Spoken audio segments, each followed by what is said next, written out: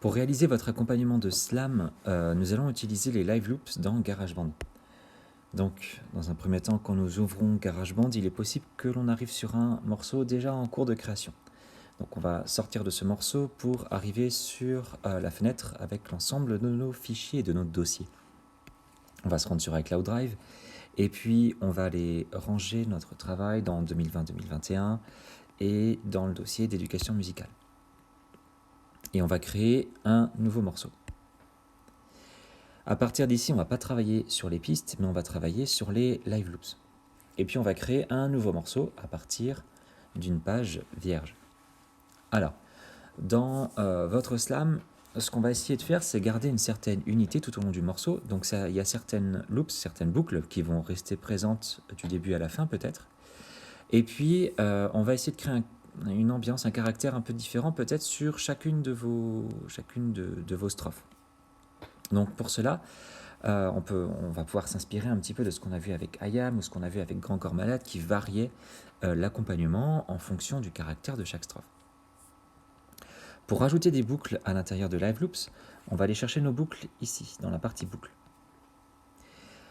On a plusieurs façons, donc on est bien dans Apple Loops, on a plusieurs façons de les trier, parce qu'il y en a des centaines en fait. On en a 1797 à la base.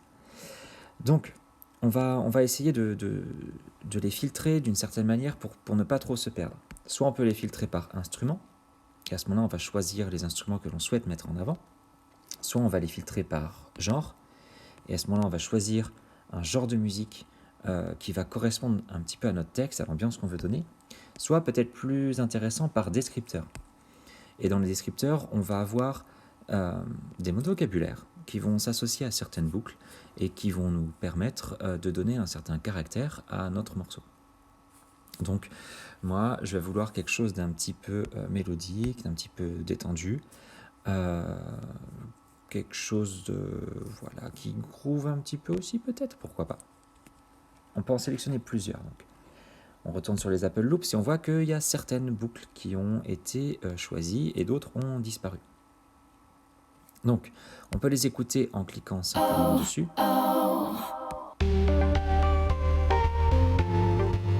Ok, ça m'intéresse. J'ai choisi un peu au hasard.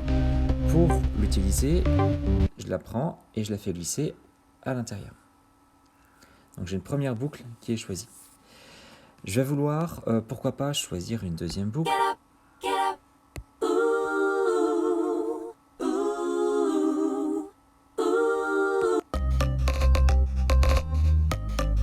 Ok, peut-être que cette boucle-là pourrait fonctionner. Alors, ce que je peux faire, c'est lire ma première boucle en appuyant sur petite ligne en bas et voir si celle-ci fonctionne avec. Suivante. Les deux fonctionnent bien ensemble. Donc, je vais pouvoir la rajouter. Ok. Alors, vous remarquerez que je ne l'ai pas rajoutée pile en dessous parce que je vais vouloir qu'elle apparaisse un petit peu après. Donc ça va pouvoir être peut-être ma deuxième ambiance. Donc ce que je vais faire, c'est que maintenant je vais devoir dupliquer la première case dans la deuxième. Pour modifier les boucles que l'on a insérées, on va cliquer sur le petit bouton modifier tout en bas. On va pouvoir ainsi cliquer sur une boucle et on va pouvoir la copier. En cliquant sur une deuxième case à côté, on peut la coller. Si on veut dupliquer toute une colonne, on clique sur le petit guillemet qui est tout en bas et on clique sur dupliquer. Et automatiquement, on va avoir les deux boucles qui vont être dupliquées.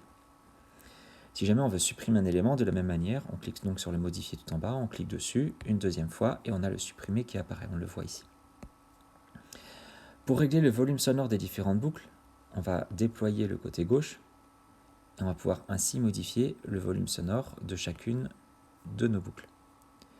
En recliquant sur modifier tout en bas, on a donc la possibilité de lire les boucles les unes après les autres en cliquant sur les guillemets.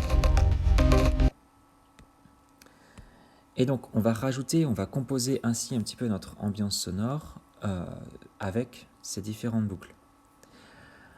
Sur donc chacune de nos strophes, on va pouvoir créer une colonne différente et chacune des colonnes, on va dire, va correspondre à l'ambiance sonore qu'on va vouloir donner tout au long de notre slam sur chacune des strophes que l'on va mettre en avant. Et donc on va faire défiler ainsi nos différentes boucles. On va garder le projet GarageBand de cette façon-là, puisque on aura besoin de le déclencher nous-mêmes en live au fur et à mesure que les strophes défileront. Donc voilà comment faire. Vous avez vu que c'est assez simple. L'ensemble des boucles sont donc regroupées ici.